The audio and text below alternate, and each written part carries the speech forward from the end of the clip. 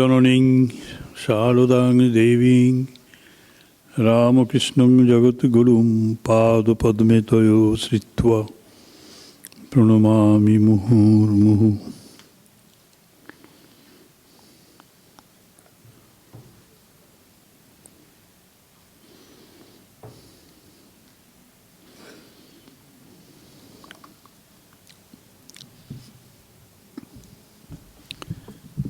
দেখলে বোঝো না কেন, বারবার বলি, দেখেছো প্রত্যেক দিনই আমি আমার মুখটা তো আটকে পড়ে যাচ্ছে।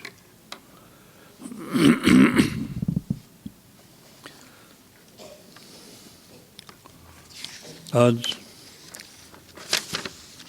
অধ্যাপক Amarnath Bhattacharya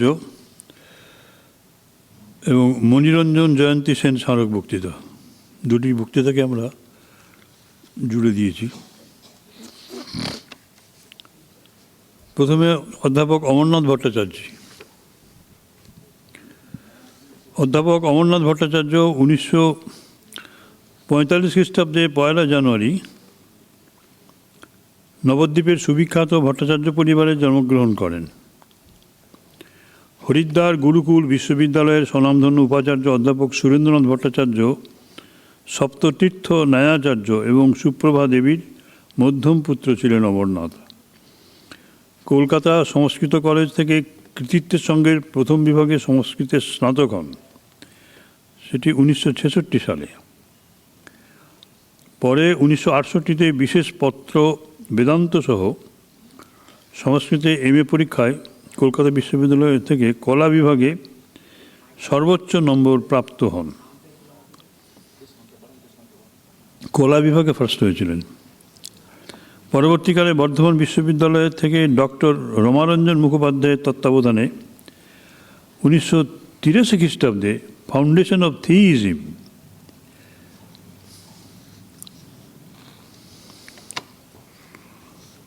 an Indian approach এই শিরোনামে গবেষণা নিবন্ধের উপর PhD ডিগ্রি লাভ করেন। অনেক বছর পরে, 1983-তে। তার কর্মজীবনে সূত্রপাত হয় 1969 খ্রিস্টাব্দে শ্রীরামপুর কলেজে।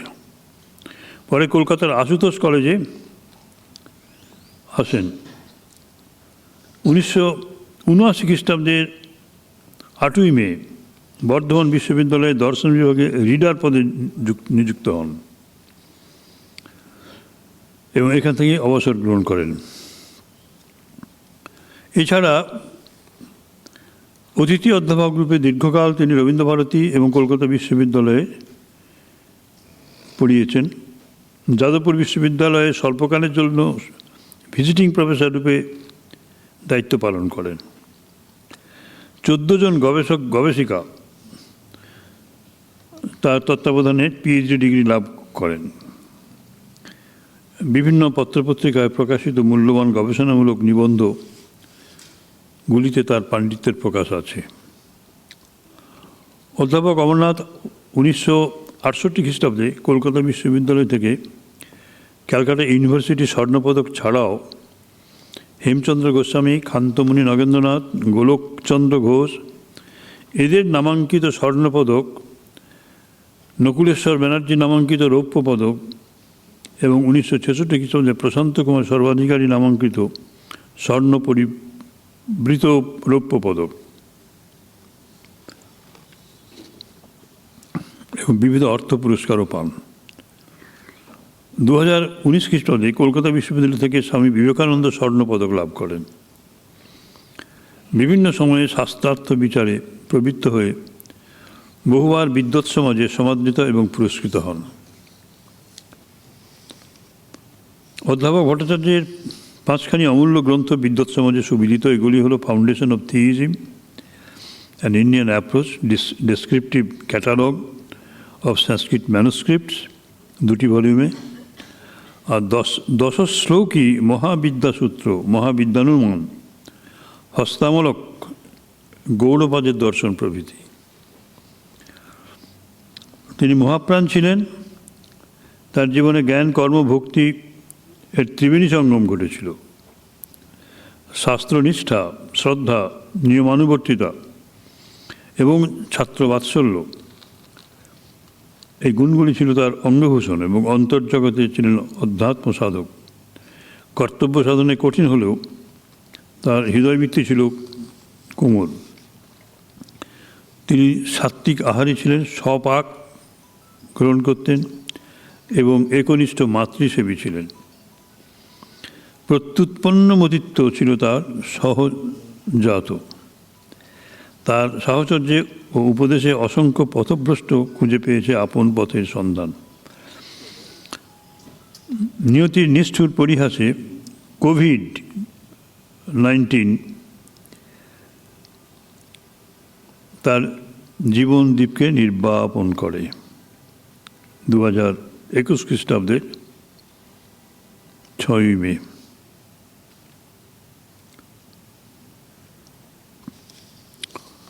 তার বিবাহের ব্যাপারটা এখানে নেই। স্বপাকী ছিলেন এবং মাতৃসেবী ছিলেন, বোধহয় আমরা জানি না, অবিবাহিতই ছিলেন।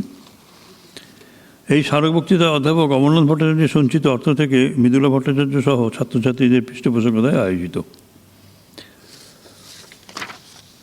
এবার মণিরঞ্জন জয়ন্তী সেন। খুলনা শহরে বিশিষ্ট ধনী আইনজীবী নগেন্দ্রনাথ সেন এবং শৈলবালা দেবীর নবম সন্তান মণিরঞ্জন। 20 আগস্ট 1918 খ্রিস্টাব্দে দেশপ্রেমিক আইনজীবী নগেন্দ্রনাথ ব্রিটিশ ভারতে বেশ কয়েকবার জেলে ছিলেন। কোনো কোনো সময়ে সস্ত্রীক জেল কেটেছেন।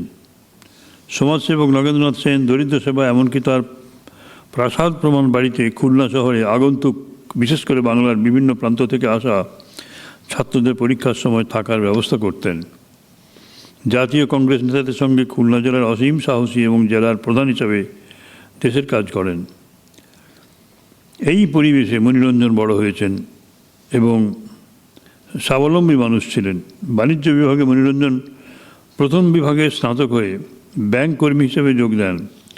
এর মধ্যে ভারত স্বাধীন হয়। ভারত স্বাধীন হওয়ার আগেই পিতা নগেন্দ্রনাথ সেনের মৃত্যু হয়। তারা সকলে কলকাতায় চলে আসেন।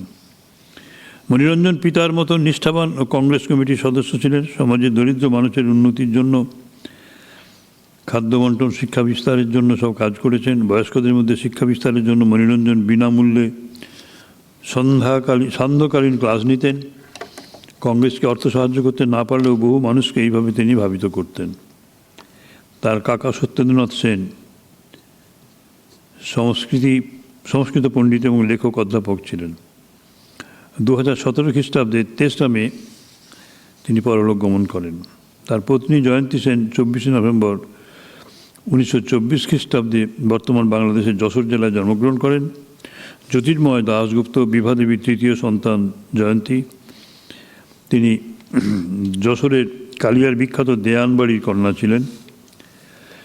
তিনি সুযোগ্য সহধর্মিণীও ছিলেন, ভক্তিমতী এবং সাংস্কৃতিক মনোভাবাপন্ন। জয়ন্তী সেরকম শিক্ষিত না হলেও বুদ্ধিমতী, পরোপকারী, সরল মনের অধিকারিণী ছিলেন।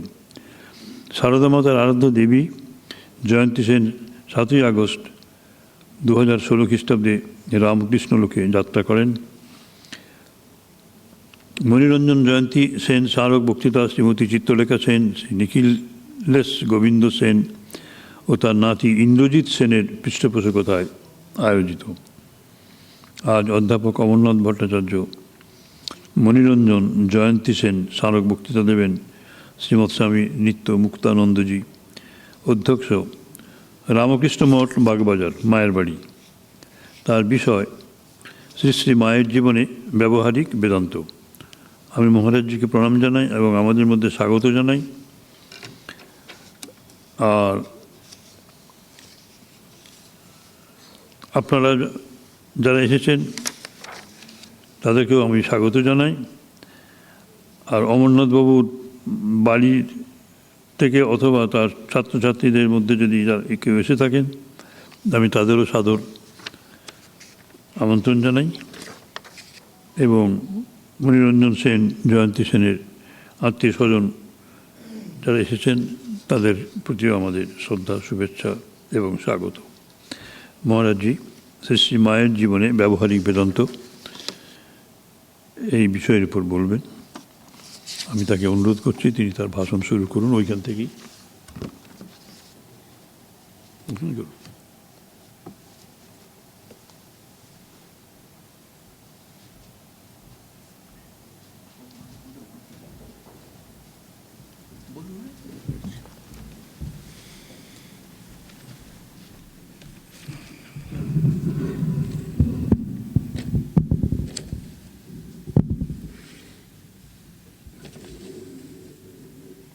কটায় শেষ করতে হবে?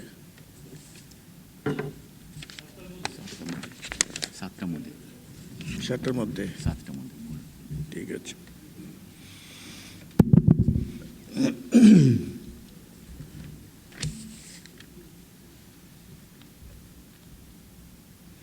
ওম জননীম শারদাম দেবীম রামকৃষ্ণম জগদ্গুরুম পাদপদ্মে তয়ো শ্রিত্বা প্রণমামি মুহুর্মুহুঃ।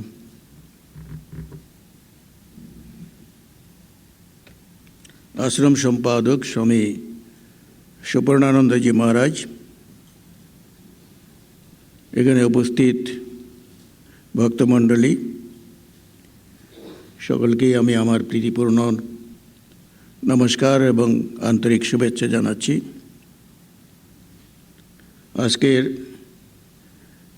এখানে আমাকে বলা হয়েছিল যে মণিরঞ্জন এবং জয়ন্তী সেন ও doctor professor Amarnath Bhattacharya memorial lecture দেওয়ার জন্যে। বিষয় নির্বাচন করা হয়েছিল মায়ের জীবনে ব্যবহারিক বেদান্ত। ভারী সুন্দর বিষয়, যাকে নিয়ে মা সারা জীবন ধরে তার অনুশীলন করেছিলেন আমাদের জন্য। তার নিজের জন্য দরকার ছিল না, আমাদের জন্যই যা কিছু করে গেছেন। যুগ প্রয়োজনে অবতার পুরুষরা বিভিন্ন সময়ে বিভিন্ন যুগে এই ধরাধামে আবির্ভূত হয়েছিলেন মানুষকে ধর্মচেতনায় উদ্বুদ্ধ করতে। তাদের প্রদর্শিত পথকে অনুসরণ করে সাধারণ মানুষ দিব্য জীবনের অধিকারী হতে পারে। তাই গীতামুখে শ্রীকৃষ্ণ বলেছিলেন, সয়ৎ প্রমাণম কুরুতে লোক তদনুবর্ততে। তারা নিজ জীবনে যা করে দেখিয়ে দিয়ে যান বা প্রতিষ্ঠা করে যান, সাধারণ মানুষ তা অনুসরণ করে তাদের জীবনকে যথার্থতায় নিয়ে যেতে পারে। ধর্মরূপী যক্ষের উত্তরে তার প্রশ্ন ছিল, কহ পন্থা, জীবনে চলার পথ কি? তার উত্তরে যুধিষ্ঠির বলেছিলেন, মহাপুরুষদের পদাঙ্ক অনুকরণই পথ। তাদের প্রতিটি কথা ব্যবহার লোককল্যাণের জন্যে, তাই তাদের প্রদর্শিত পথ বহুজন হিতায় বহুজন সুখায়, সকলের মঙ্গল করার জন্যে। 1884 খ্রিস্টাব্দের কোন এক সময় ঠাকুর গৃহমধ্যে ভক্ত পরিবৃত হয়ে, নরেন্দ্রও সেখানে উপস্থিত ছিলেন, সদালাপ এবং মাঝে মাঝে ঠাকুরের স্বাভাবিক রঙ্গরস ইত্যাদি করছিলেন। তার ভিতরে বৈষ্ণব ধর্মের কথা এসেছিল। সেটির মর্মকথা বলতে গিয়ে তিনি বলেছিলেন, 3টি বিষয় পালন করতে নিরন্তর যত্নবান থাকতে ওই মত উপদেশ করে। 1 নামে রুচি, 2 জীবে দয়া, 3 বৈষ্ণব পূজন। যেই নাম সেই ঈশ্বর, নাম নামই অভেদ জেনে সর্বদা অনুরাগের সহিত নাম করবে। ভক্ত ভগবান কৃষ্ণ বৈষ্ণব অভেদ জেনে সর্বদা সাধু ভক্তদের শ্রদ্ধা পূজা ও বন্দনা করবে এবং কৃষ্ণকেই জগৎ সংসার একথা হৃদয়ে ধারণ করে সর্বজীবের দয়া, এই সর্বজীবের দয়া পর্যন্ত বলেই তিনি সমাধিস্থ হয়ে পড়েন এবং তারপর অর্ধবার্য দশায় ফিরে এসে বলতে লাগলেন, জীবে দয়া দুর্শালা। কীটানো কি তুই জীবকে দয়া করবি? দয়া করা তুই কে? না না, জীবে দয়া নয়, শিবজ্ঞানে জীবসেবা। সেদিন ঠাকুরের সম্মুখে অনেক বিশিষ্ট বিদ্বান ব্যক্তিরাই ছিলেন, কিন্তু কারো মনে ঠাকুরের সূত্রাকারে কথিত এই তত্ত্বের মর্মার্থ আলোকপাত হয়নি। একমাত্র নরেন্দ্রনাথই প্রথম প্রকাশ করলেন যে, আজ ঠাকুরের মুখে এক বিশেষ বাণী শুনতে পেলাম। ভগবান দিন দিলে একদিন তা প্রকাশ করে জগৎকে মোহিত করব। পরবর্তীকালে শ্রীরামকৃষ্ণের বহু কথারই তাৎপর্য অনেকের কাছে পরিস্ফুট হয়নি, যা নরেন্দ্রনাথের কাছে প্রকাশিত হয়েছিল। আমরা জানি যুগে যুগে যে সমস্ত অবতারেরা এই ধরাধামে এসেছেন, তাদের প্রত্যেকেই যুগোপযোগী বাণী প্রচার করে গেছেন, যা মানুষের কাছে সহজভাবে বোধগম্য হয়েছে। এই যুগের অবতার শ্রীরামকৃষ্ণেরও তার ব্যতিক্রমী নন। তিনিও যুগধর্ম প্রতিষ্ঠা করার জন্যই এসেছেন। শুধু তাই নয়, এই যুগধর্মকে বাস্তবায়িত করার জন্য তার উপযোগী সঙ্গীদেরও সঙ্গে করে নিয়ে এসেছেন, যাতে তার অবর্তমানে তা যথাযথভাবে জনমানসে আলোক সঞ্চার করতে পারে। তিনি যা প্রতিষ্ঠা করে গিয়েছেন, যে পথ দেখিয়ে গিয়েছেন, যা নির্ণয় করে গেছেন, সাধারণ মানুষ যাতে তাকে ঠিকভাবে অনুসরণ করতে পারে এবং তাদের জীবনকে ধন্য করতে পারে, নিম্নতর সত্য থেকে উচ্চতর সত্যের দিকে এগিয়ে যেতে পারে, সেই জন্য তিনি সঙ্গে করে এমন সমস্ত ব্যক্তিত্বদের নিয়ে এসেছেন যারা তার বার্তার ধারক এবং বাহক। শ্রীরামকৃষ্ণ এই যুগের জন্য যে নতুন বাণী শুনিয়ে গেলেন, তার মর্মার্থ নরেন্দ্রনাথ তথা বিবেকানন্দের জীবনেই যথার্থভাবে প্রকাশিত হয়েছিল। তাই তাকে আমরা বলে থাকি শ্রীরামকৃষ্ণের বাণীর ভাষ্যকার। কিন্তু তিনি শিকাগো বিশ্ব ধর্ম সম্মেলনে যোগদান করে বিশ্ববরেণ্য রূপে সকলের কাছে পরিচিত হয়েছিলেন বটে, এবং বিভিন্ন জায়গায় তিনি বিভিন্ন বক্তৃতাদি দিয়েছেন। সেখানেও তিনি যথেষ্ট সুনাম অর্জন করেছেন। কিন্তু যেখানে তিনি বর্ণনা করেছিলেন ভারতের সনাতন ধর্ম, সভ্যতা, সংস্কৃতি এবং কৃষ্টি সকলের সামনে ধরেছিলেন, কিন্তু কোথাও শ্রীরামকৃষ্ণের নাম বা তার যুগোপযোগী যে বাণী তার উল্লেখ করেননি। ভারত প্রত্যাবর্তনের পর তার মুখে প্রথম শোনা যায় শ্রীরামকৃষ্ণের বাণীর প্রথম উল্লেখ রামেশ্বরমে প্রদত্ত বক্তৃতায়, যেখানে তিনি বলেছিলেন, সকল উপাসনার সার শুদ্ধ চিত্ত হওয়া ও অপরের কল্যাণ সাধন করা। দরিদ্র, দুর্বল, রোগী সকলের মধ্যে যিনি শিব দর্শন করেন, তিনিই যথার্থ শিবের উপাসনা করেন। আর যে ব্যক্তি কেবল প্রতিমার মধ্যে শিবের উপাসনা করে, সে প্রবর্তক মাত্র। যে ব্যক্তি কেবল মন্দিরে শিব দর্শন করে, সেই ব্যক্তি অপেক্ষা যে জাতি ধর্ম নির্বিশেষে একমাত্র দরিদ্রকেও শিব বোধে সেবা করে, তার প্রতি শিব অধিকতর প্রসন্ন হন। এটি তো শ্রীরামকৃষ্ণের সেই বাণীর প্রতিধ্বনি, যা তিনি দক্ষিণেশ্বরে তাকে শুনিয়েছিলেন। তিনি রামকৃষ্ণ মিশন প্রতিষ্ঠা করলেন বলরাম মন্দিরে 1897-এর 1 মে। সেখানে তিনি মিশনের মটো রাখলেন, আত্মনো মোক্ষার্থম জগদ্ধিতায় চ। শুধু তাই নয়, তিনি আরও বললেন যে এই যে সংঘ প্রতিষ্ঠিত হচ্ছে, তার উদ্দেশ্য বহুজন হিতায় বহুজন সুখায়। তিনি সেই দিনের সভায় আরও একটি বিষয়ে সকলের দৃষ্টি আকর্ষণ করেছিলেন। সেটি হলো এই যে সংঘ, সেই সঙ্গে মায়ের অবস্থান তথা তার ভূমিকা। সেখানে তিনি বলেছিলেন, শ্রী শ্রী মা আমাদের শুধু গুরুপত্নী নন ভাই, তিনি যে সংঘ হতে যাচ্ছে তার রক্ষাকর্ত্রী, পালনকারিণী এবং সংঘজননী। এই সংঘজননী শ্রীরামকৃষ্ণের সূত্রাকারে প্রকাশিত বাণীর বাস্তব জীবনে প্রয়োগ করার কৌশলটি আমাদের শিখিয়েছেন নিজের জীবনকে সামনে রেখে। এইসব ঘটনার বহু পূর্বেই শ্রী শ্রী মায়ের জীবনকে এক বিশেষ কার্যের উপযোগী করে তোলার জন্য শ্রীরামকৃষ্ণ ছিলেন সচেষ্ট। 1872 খ্রিস্টাব্দের 5 জুন ফলাহারিণীর অমাবস্যায় মহানিশাতে দক্ষিণেশ্বরের কালী মন্দিরে শ্রীরামকৃষ্ণের ছোট্ট ঘরটিতে ঘটে গেল এক যুগান্তরকারী ঘটনা। ধর্ম সংস্থাপন হেতু অবতীর্ণ শ্রীরামকৃষ্ণ ষোড়শী পূজা করে তার শক্তি শ্রী শ্রী মা শারদামণির মধ্যে সর্বকল্যাণময়ী শক্তিকে প্রতিষ্ঠিত ও সক্রিয় করলেন। ভগবতী ত্রিপুরা সুন্দরীর উদ্দেশ্যে আকুল প্রার্থনা করলেন, হে বালে, হে সর্বশক্তির অধীশ্বরী মাতো ত্রিপুরা সুন্দরী, সিদ্ধির দ্বার উন্মুক্ত করো। শ্রী শ্রী মায়ের শরীর মনকে পবিত্র করে এর মধ্যে আবির্ভূত হয়ে সর্বকল্যাণ সাধন করো। পূজা শেষে ঠাকুর নিজেকে যেমন দেবীর চরণে সমর্পণ করলেন, তেমনি নিজের সাধনার ফল জপের মালা ইত্যাদি সর্বস্ব দেবীপদে চিরকালের জন্য বিসর্জন দিলেন। শ্রীমাও ভাবরাজ্যে আরূঢ় হয়ে ঠাকুরের পূজা গ্রহণ, তার সাধনলব্ধ সমস্ত ফল গ্রহণ করলেন। এর ফলস্বরূপ শ্রী রামকৃষ্ণের ধর্ম সংস্থাপনের অধিকারিণী হয়ে তিনি নবরূপে প্রতিষ্ঠিত হলেন। সেই সঙ্গে সর্বং খল্বিদং ব্রহ্ম অর্থাৎ জগজ্জুড়ে কেবল ব্রহ্ম, সর্বজীবে ব্রহ্মের অধিষ্ঠান, এই বোধও তার মধ্যে জাগ্রত হলো।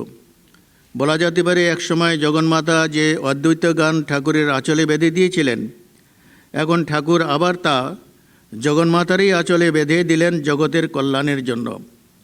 এই জন্য মায়েরই ফোটানো ফুল দিয়ে মাকে সাজানো হলো। রামকৃষ্ণ ভাব আন্দোলনের মায়ের একটি স্বতন্ত্র ভূমিকা রয়েছে। শ্রী রামকৃষ্ণ তার বেদান্ত ভাবনারই কর্মে পরিণত প্রণালী দিয়ে গিয়েছিলেন স্বামীজিকে, এবং শ্রীসীমা তার অভূতপূর্ব জীবনযাপনের মধ্য দিয়ে সেই প্রণালীকে মানুষের দৈনন্দিন জীবনে প্রয়োগ করার শিক্ষা দিয়েছিলেন। স্বামী বিবেকানন্দ দুঃখের সঙ্গে লক্ষ্য করেছিলেন যে কর্মে পরিণত বেদান্ত যা সমগ্র মানবজাতিকে নিজ আত্মরূপে দেখতে শেখায় এবং সেইরূপ ব্যবহার করার কথা বলে থাকে, তা হিন্দুদের মধ্যে সর্বজনীনভাবে এখনও পুষ্টি লাভ করেনি। আমাদের ধর্মে মহাসাম্যবাদ, কিন্তু সমাজে ও ব্যক্তিজীবনে তীব্র ভেদবুদ্ধি। তাই তিনি চেয়েছিলেন বেদান্তের কার্যকারিতা সম্বন্ধে জনসাধারণকে অবহিত করতে, বরের বেদান্তকে সমাজে ও ব্যক্তিজীবনে মিশিয়ে দিতে। শ্রী মায়ের জীবন, সমগ্র জীবনই ছিল সেই মহৎ উদ্দেশ্য সাধনে নিবেদিত। জ্ঞানীর ব্রহ্ম, যোগীর আত্মা, ভক্তের ভগবান, জগৎজুড়ে কেবল তারই উপস্থিতি জ্ঞানচক্ষু খুলে গেলে তা স্পষ্ট দেখা যায়। অদ্বৈত বিজ্ঞানে সুপ্রতিষ্ঠিত মা সেই কথা তার সন্তানদের বুঝিয়েছিলেন সহজ করে। সাধন করতে করতে দেখবে আমার মধ্যে যিনি, তোমার মাঝেও তিনি, দুলে বাগদি ডোমের মধ্যেও তিনি।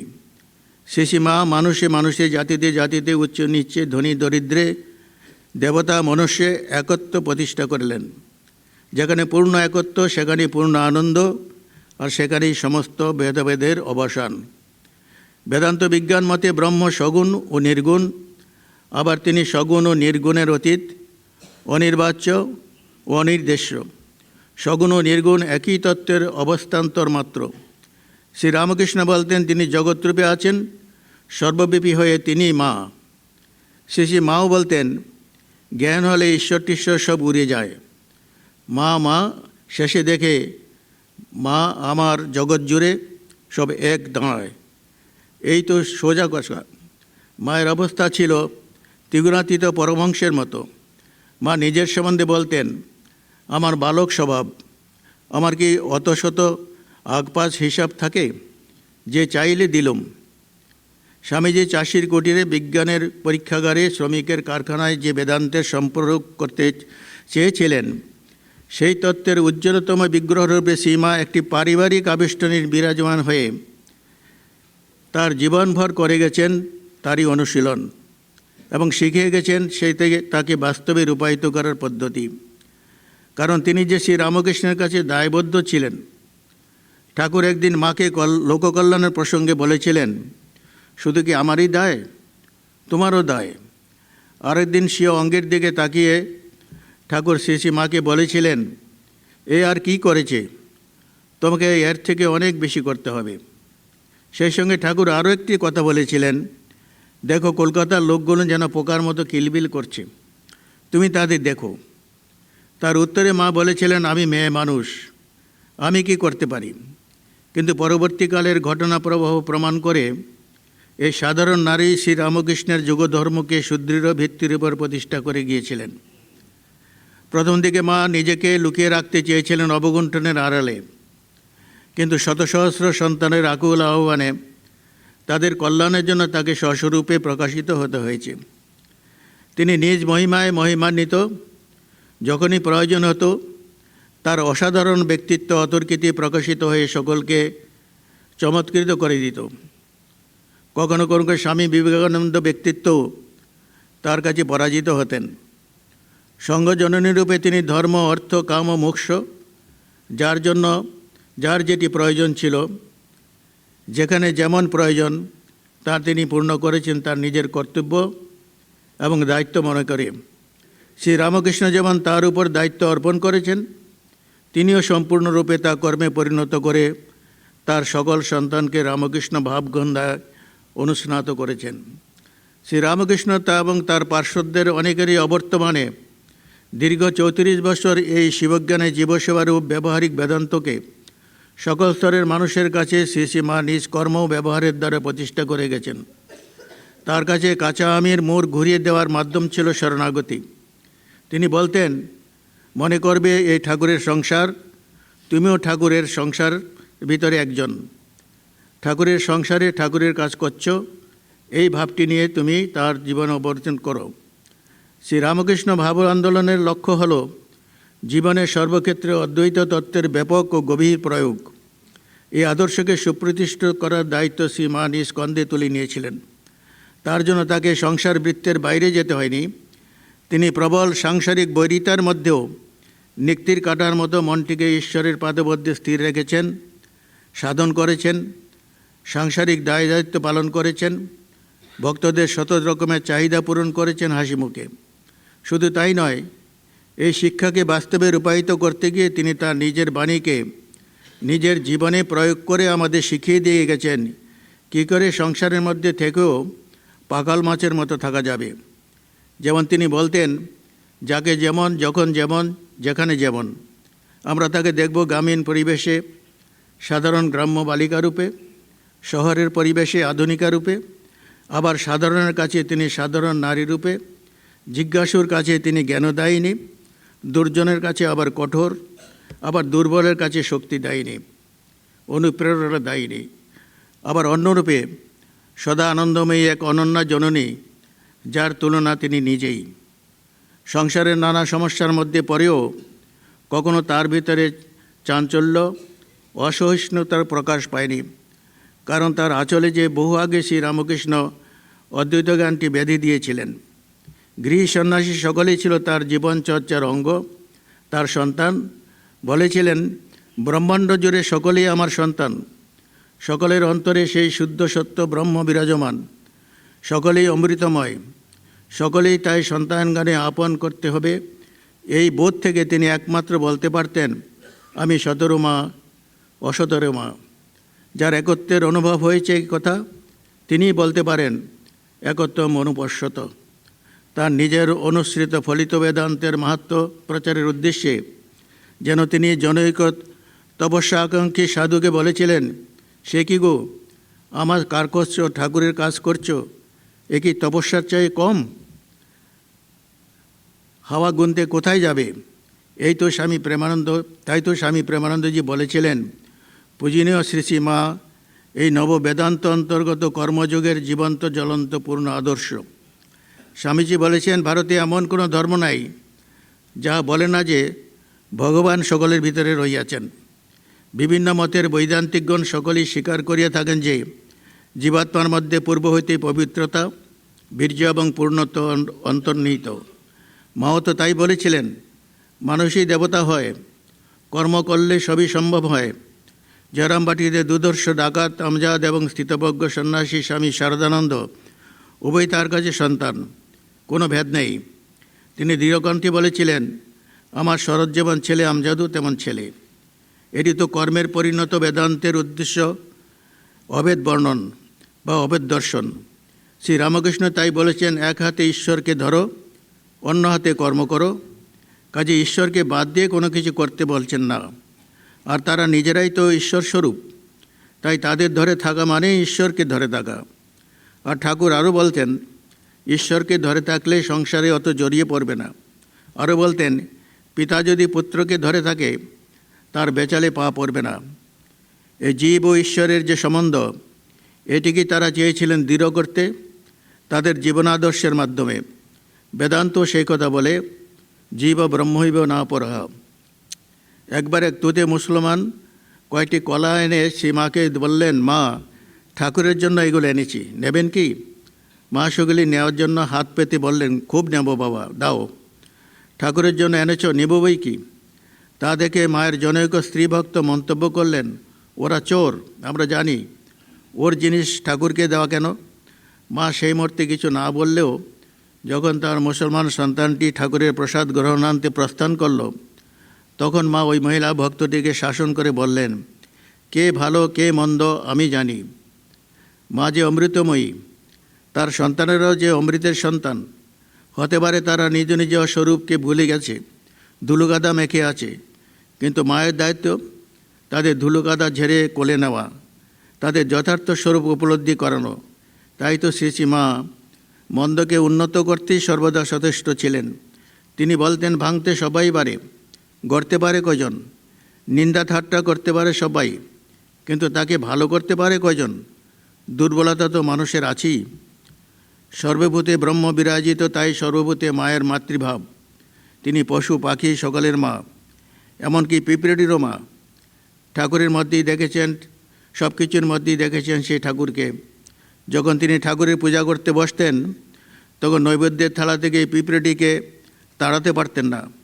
মনে করতেন ঠাকুরই ওই রূপে নৈবেদ্য গ্রহণ করছেন। আবার ঠাকুরকে নিবেদন করার আগেই ঠাকুরের জন্য তৈরি করা হালুয়া পোষা পাখি গঙ্গারামকে খেতে দিতেন। জনৈক সাধু কারণ জিজ্ঞাসা করলে বলতেন, ওর মধ্যে ঠাকুর আছে। ব্রহ্মচারী জ্ঞান মহারাজ যখন মায়ের বাড়ির বিড়ালকে তুলে আছাড় দেন, তখন বিড়ালের আঘাত তার অঙ্গে এসে লাগে, বেদনায় কালো হয়ে যায় তার মুখ। তিনি জ্ঞান মহারাজকে বলেন, দেখো জ্ঞান, বিড়ালগুলোকে মেরো না, ওদের ভেতরেও তো আমি আছি। এইটি তো অদ্বৈত বেদান্তের চরম তত্ত্বের নিদর্শন, যা ঠাকুরের জীবনে বহুবার ঘটেছে। একথা শোনার পর থেকে জ্ঞান মহারাজ নিজে নিরামিষ খেলেও প্রতিদিন চুনো মাছ ভেজে ভাতের সঙ্গে বিড়ালগুলোকে খেতে দিতেন। তার এ সকল আচরণে প্রমাণ করে যে সেই মহাজন বাক্য, যাহা যাহা নেত্র পরে তাহা তাহা কৃষ্ণ স্পরে। এই দর্শন বিজ্ঞানের সঙ্গে তার দীনতা, সহিষ্ণুতা ও প্রেম, এই তিতরন্তীর ঝঙ্কৃত হয়েছিল মায়ের জীবন বিনা। ঠাকুর বলেছিলেন, কলা গাছের খোলা ছড়িয়ে গেলে মাঝে পাওয়া যায়। খোলা একটি আলাদা জিনিস, মাছ একটি আলাদা জিনিস। মাছ কিছু খোলা নয়, খোলাও মাছ নয়, কিন্তু শেষে মানুষ দেখে যে খোলেরই মাছ, মাঝেরই খোলা। তিনি চতুর্বংশতি তত্ত্ব হয়েছেন, তিনিই মানুষ হয়েছেন। মাও দেখলেন অন্তরের মধ্যে সেই অদ্বিতীয় শ্রী রামকৃষ্ণকে, জগৎ জুড়ে তারই লীলা চলছে। তাই বললেন, একবার দেখি কি তা জানো? দেখি না, ঠাকুর সব হয়ে রয়েছেন, যেদিকে তাকাই সেদিকেই ঠাকুর। কানাও ঠাকুর, খোরাও ঠাকুর, ঠাকুর ছাড়ার কেউ নেই। তখন বুঝলুম তারই সৃষ্টি, তিনিই সব হয়েছেন। জীব কোনো কষ্ট পাচ্ছে না, তিনিই পাচ্ছেন। তাই তো যে এসে কাঁদে পড়ে তাকে উদ্ধার করতে হয়, তারই জিনিস, তাকেই করি। এই জীবরূপী ঈশ্বরের সেবার করতে হয় ফলিত বেদান্তের মুখ্য উদ্দেশ্য। এখানে এই ভাবটি আমাদের আরোপ করতে হবে যে তিনি দরিদ্র রূপে, মূর্খ রূপে, চণ্ডাল রূপে নানাভাবে আমাদের সামনে উপস্থিত হয়েছেন আমাদের পূজা গ্রহণ করার জন্য। যদি এই ভাব নিয়ে আমরা তার পূজা করতে পারি, তাহলে আমাদের জীবন ধন্য ও সার্থক হয়। তিনি কথায় কথায় মা নন, তিনি কথার কথা মা নন, পাতানো মা নন, সত্যজননী, আপন মা। শ্রী শ্রী মা যেমন কারো দোষ দেখতে পারতেন না, তেমনি তিনিও চাইতেন না তার সন্তানেরা কারো দোষ দেখুক। বলতেন, ওতে নিজেরই ক্ষতি হয়। দোষ দেখতে দেখতে শেষে দোষই দেখে। এভাবে বারবার মা মনে করিয়ে দিয়েছেন আমাদের স্বরূপের কথা, আমাদের আত্মস্বরূপ। সকলের মধ্যেই আমিই রয়েছি, আমিই আছি। এই অপরকে হিংসা করার অর্থ নিজের হিংসা করা। তাই অপরকে আপন করা, সকলের সঙ্গে সুসম্পর্ক স্থাপন করাই জীবনে শান্তি লাভের প্রধান উপায়। লীলা অবসানকালে জগৎবাসীর উদ্দেশ্যে শ্রী শ্রী মা শেষে উপদেশ দিয়েছিলেন, যদি শান্তি চাও মা, কারো দোষ দেখো না, দোষ দেখবে নিজের। জগৎকে আপন করে নিতে শেখো। কেউ তোমার পর নয় মা, জগৎ তোমার। মা ছিলেন সংশয় নাশিনী। এই প্রসঙ্গে একটি ঘটনা স্মরণ করি। স্বামীজির নির্দেশ ছিল মায়াবতী অদ্বৈত আশ্রম শুধু অদ্বৈতভাবেরই চর্চা হবে। তার অভিপ্রায় ছিল অদ্বৈত আশ্রম সম্পূর্ণ অদ্বৈতভাবেই শ্রী ভগবানের ধ্যান চিন্তা হবে, দ্বৈতভাবের উপাসনাদের কোনো প্রচলন সেখানে করা হবে না। কিন্তু বিমলানন্দ বিরজানন্দের উদ্যোগে মায়াবতী অদ্বৈত আশ্রমে একটি ঠাকুর ঘরে বেদিতে ঠাকুরের ছবি বসিয়ে নিয়মিত পূজা করার ব্যবস্থা হচ্ছে দেখে স্বামীজি আদৌ স্ফীত হননি। সুতরাং অদ্বৈত আশ্রমে ঠাকুরগড় স্বামীজির অনভিপ্রেত বুঝে তখন থেকে অদ্বৈত আশ্রমে দ্বৈত ভাবের পূজাদি তথা ঠাকুরগড় ইত্যাদি তুলে দেওয়া হয়েছিল। কিন্তু তার প্রধান উদ্যোক্তা স্বামী বিমলানন্দের মনে এ বিষয়ে সংশয় জেগেছিল। তিনি জয়রামবাটিতে শ্রী শ্রী মাকে এক পত্রে লিখেছিলেন, অদ্বৈত ও দ্বৈত এই উভয় দোলায় বিমলানন্দের মন যখন দোলায়িত, অবশেষে সন্তানের এই মানসিক দ্বন্দ্ব ও সংশয় জননী দূর করলেন। পত্রোত্তরে বিমলানন্দকে মা লিখলেন, আমাদের গুরু যিনি, তিনি তো অদ্বৈত। তোমরা যখন সেই গুরুর শিষ্য, তখন তোমরাও অদ্বৈতবাদী। আমি জোর করিয়া বলিতে পারি, তোমরা অবশ্যই অদ্বৈতবাদী। কাশী সেবাশ্রমের কর্ম দেখে মাস্টারমশাইয়ের মনে সন্দেহ হয়েছিল, এইসব ঠাকুরের ভাব নয়। সেই সময় শ্রী শ্রী মাও কাশীধামে বাস করছিলেন। একদিন তিনি বিশ্বনাথ দর্শন ও অন্নপূর্ণা দর্শন করে সেবাশ্রমে আসেন এবং সেবাশ্রম দর্শন করে পূজ্যবাদ মহারাজ, হরি মহারাজ, চারুবাবু, ডাক্তার কাঞ্জিলাল প্রভৃতি অনেকেই উপস্থিত ছিলেন। তখন কেদার বাবা শ্রী শ্রী মাকে পালকির মধ্যে বসিয়ে সঙ্গে সঙ্গে এসে সমস্ত হসপিটালের ওয়ার্ডগুলো দেখালেন এবং প্রত্যেকটির পরিচয় করিয়ে দিলেন। অন্যান্য সমস্ত কিছু দেখে মা দক্ষিণের বারান্দায় চেয়ারে যখন এসে বসলেন, কেদার বাবা সঙ্গে সঙ্গে কথা বলতে বলতে সেবাশ্রমের বাড়ি, বাগান ও ব্যবস্থা সম্বন্ধে অতিশয় প্রীত প্রকাশ করলেন। মা বললেন, এখানে ঠাকুর নিজে বিরাজ করছেন আর মা লক্ষ্মী পূর্ণ হয়ে রয়েছেন। শুধু তাই নয়, যাবার সময় মা আশ্রমের কার্য পরিচালনার জন্য 10 টাকা অনুদান দিয়ে গেলেন।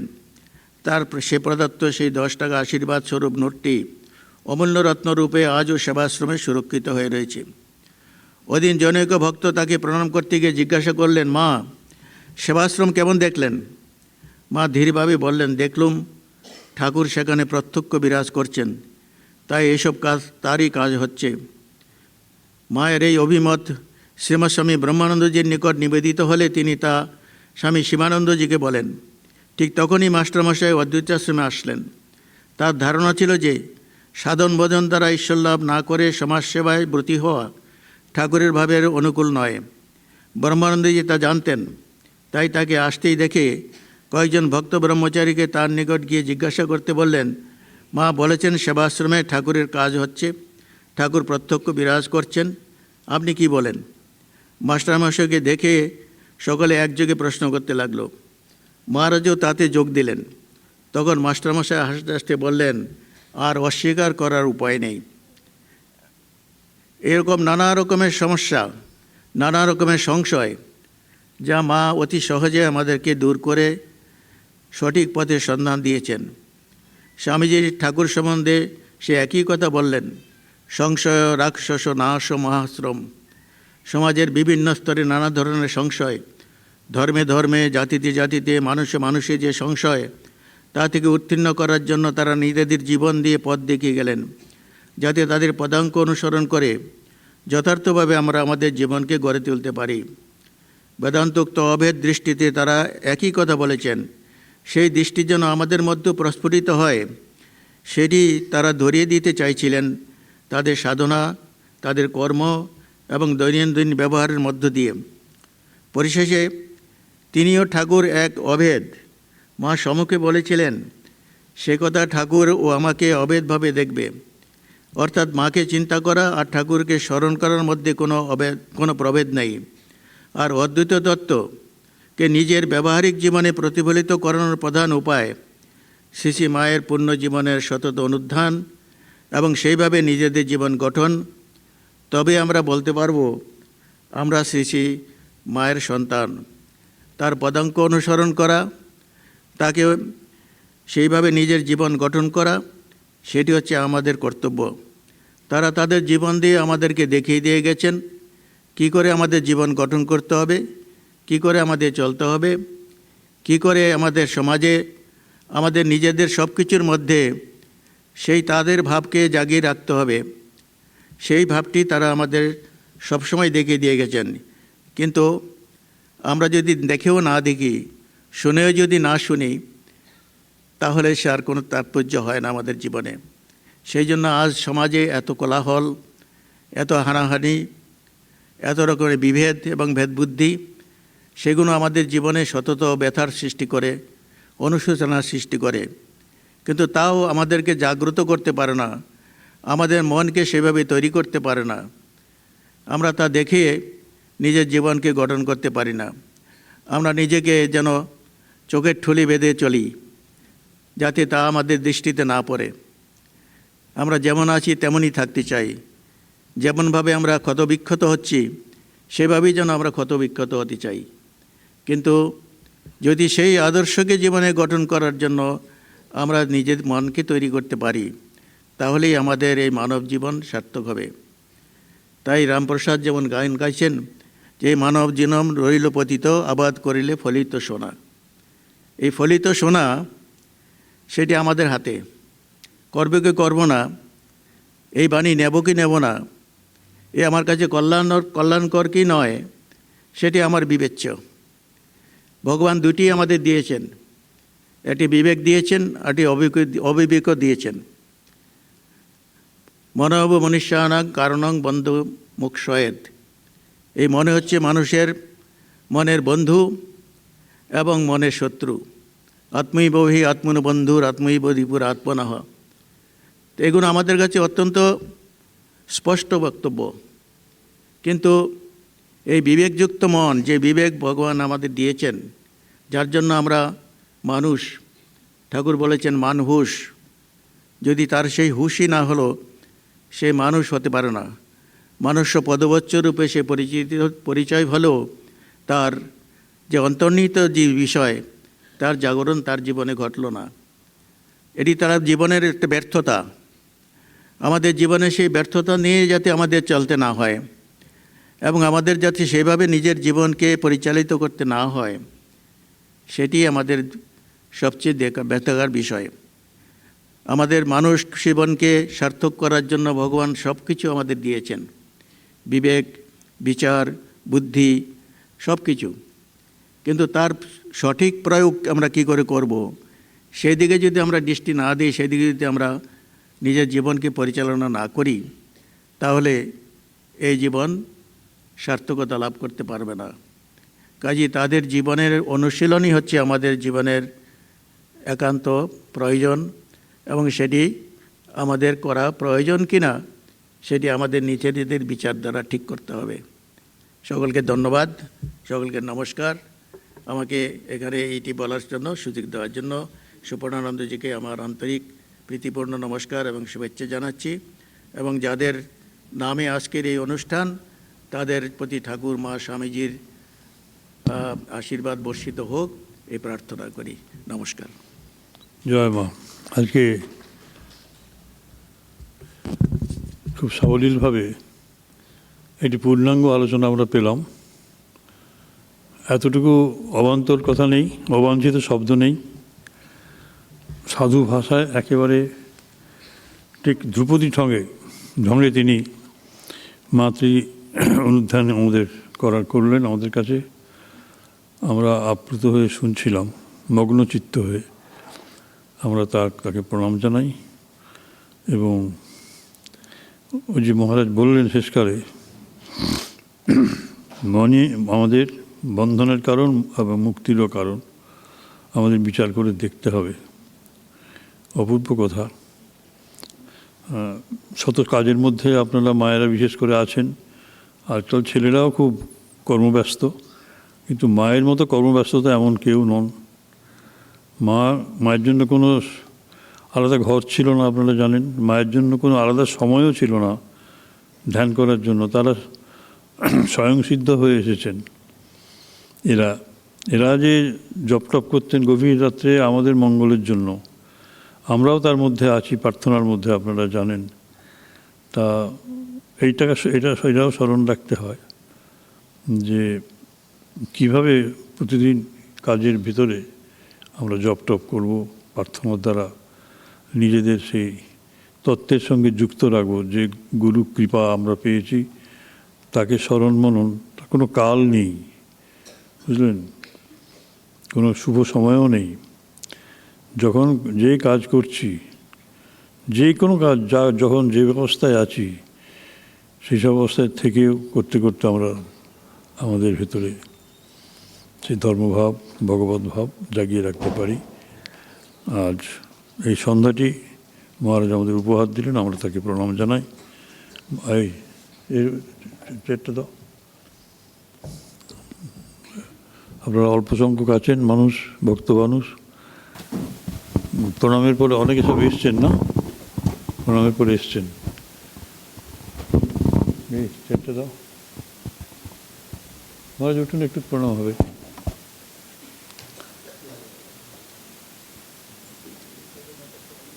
এই